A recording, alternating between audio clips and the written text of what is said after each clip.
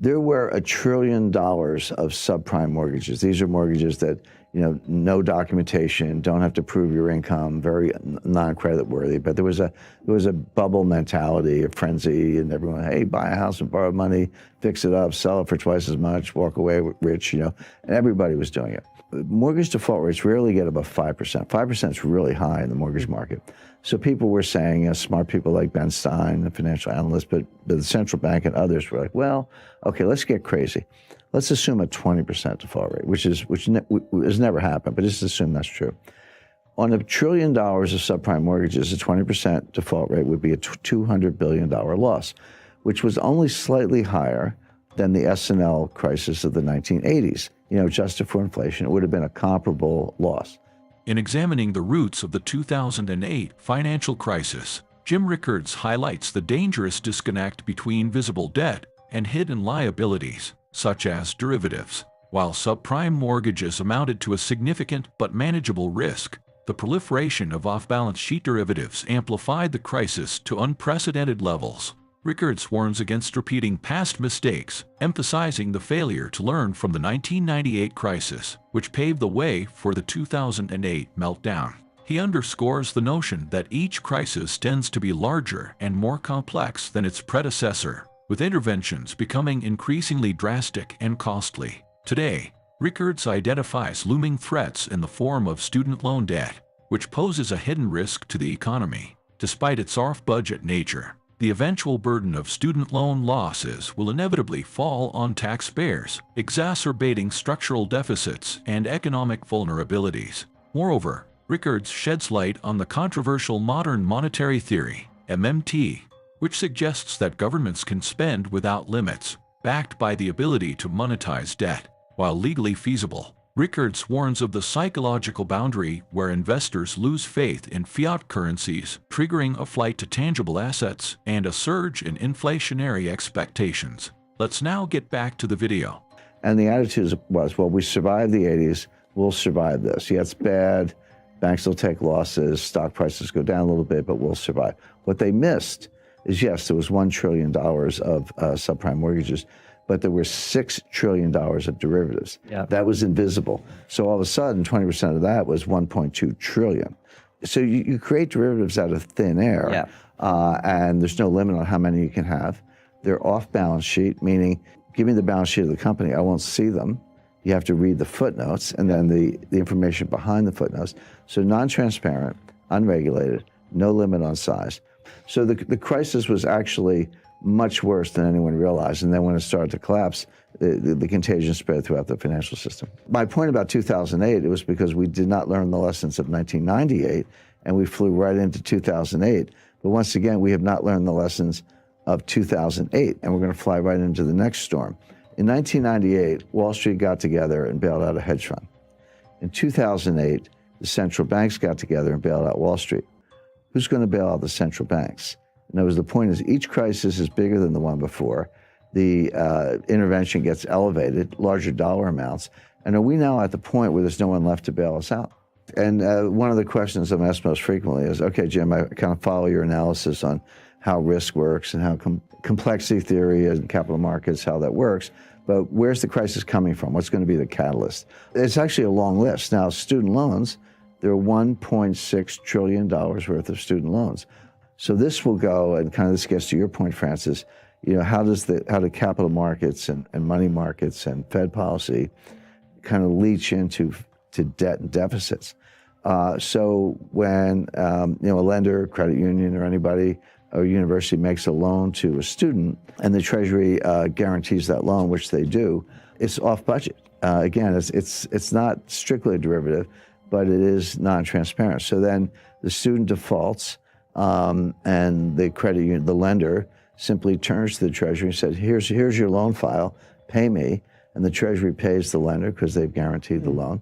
Now it's on the Treasury. But until that point, that loss is not on the books of the United States government. That loss is not part of the deficit. But when the Treasury writes the check to make good on the guarantee, it does go into the deficit. So we think deficits are high now, but there's this $1 trillion tsunami of student loan losses that's going to pile on top of the structural deficits and make it even worse. So all these things are I spend all my time analyzing these things. I see them all. I can describe them.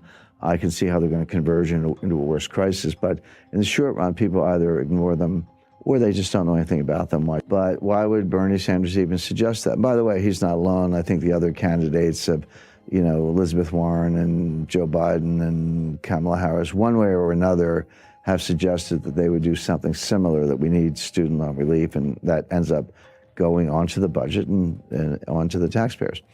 But there's a school of economics, and I talked about this in chapter 5 of my book. It's called Modern Monetary Theory, MMT for short. Everyday viewers, everyday people to know anything about it, but more to the point, economists don't know anything about it. This is a new school of economics, if you want to think of it that way. So there is this modern monetary theory, but the leading scholar of modern monetary theory is a lady named Stephanie Kelton, who's a professor at the State University of New York. But she's the financial advisor to Bernie Sanders. What modern monetary theory says is that actually there's no limit on the amount you can spend. You can spend as much as you want, and the market will either buy the debt, or if they balk, the Fed will monetize the debt. So how much debt is there relative to the size of the economy? This is called the debt to GDP ratio, but the way it's a simple fraction you learn in the 5th grade. How much debt divided by the size of the economy? So in a simple example, if you had $5 trillion of debt and a $10 trillion economy, that fraction would be 1/2. So you would say the debt to GDP ratio is 1/2 or 50%. Today, the debt is larger than the economy. That ratio is over 100%. We have round numbers, about $23 trillion of debt and about a $22 trillion economy. So the ratio is about 105%, highest since World War II. That troubles me, it troubles other economists. But my friend Stephanie says, what's the problem? You could take it to 150%, 200%, 250%. By the way, that's where Japan is. Japan's at 250%. Greece is 175% or so. Italy's 135%. They're all still standing. Go to the Ginza, it looks like Times Square. So you don't see visible signs of stress. And here's the irony. Ben Bernanke would absolutely not agree with this theory, and he said so publicly. But Professor Kelton says to Bernanke, you proved our point. You were the one who took the Fed's balance sheet and quadrupled it from 800 billion to 4.5 trillion or so. You proved that you can print trillions of dollars of money without causing inflation, without causing high interest rates, without causing a run on the bank. So all we're saying is, you did it to prop up Jamie Dimon's bonus. We wanted to do it to forgive student loans. We may have different policy objectives, but the process is the same. What's the problem? Now, of all the things I've debated, for years I was dragged into Bitcoin versus gold debates, which I thought were silly. I don't like Bitcoin. I do like gold, but it's like fish versus bicycles. The debate never made sense to me, even though I did a lot of them. Of all the things I've had to rebut, this was actually the most difficult because it's superficially appealing. First of all, legally, it is true that the Fed can take their balance sheet as high as they want. There's no legal limit on the Fed's ability to print money. It is true that Japan has a much higher debt to GDP ratio, and they're still standing. It is true that the Treasury can borrow as much as they want, subject to periodic increases in the debt ceiling, which have never been denied. And the Fed can monetize the debt. So all the elements of the thesis are actually correct. So how do you refute it? And the answer is that legally it can be done. And if your goal is to print a lot of money and forgive student loans or give a guaranteed job or guaranteed basic income, whatever it is, in theory you could do that. But there is an invisible psychological boundary. And this is what the modern monetary theorists don't understand, and I don't think Ben Bernanke understands it. There comes a time when people wake up and they say, I don't know what's going on here. I don't have a PhD, but get me out of the dollar.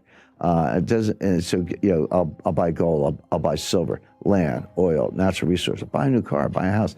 Get me out of the dollar into something tangible, because I no longer trust the monetary authorities. I no longer trust the Congress. I can't believe that you're going to spend this much money without ceiling, without limit, without causing inflation. My inflationary expectations will go up. And the way to deal with that is to buy hard assets, starting with gold, but not exclusively gold. There, as I say, land, real estate, and natural resources. They're all good. They're all good substitutes. At that point, interest rates will skyrocket. All of a sudden, the bond market will have difficulty selling it. The president of Congress could take away some of the Fed's independence. All these assumptions could come crashing down very quickly, very unexpectedly, and that's the problem with the theory. In conclusion, Rickards' analysis serves as a sobering reminder of the perils of financial hubris and the importance of prudent risk management. By heeding the lessons of history and remaining vigilant to hidden risks, investors and policymakers can better navigate the complexities of the modern financial landscape, mitigating the likelihood of future crises. To stay informed and equipped with the knowledge needed to navigate these turbulent waters, consider subscribing to our channel. Gain access to expert analyses, thought-provoking discussions, and actionable insights designed to empower you in your financial decision-making journey. Subscribe today and stay ahead of the curve.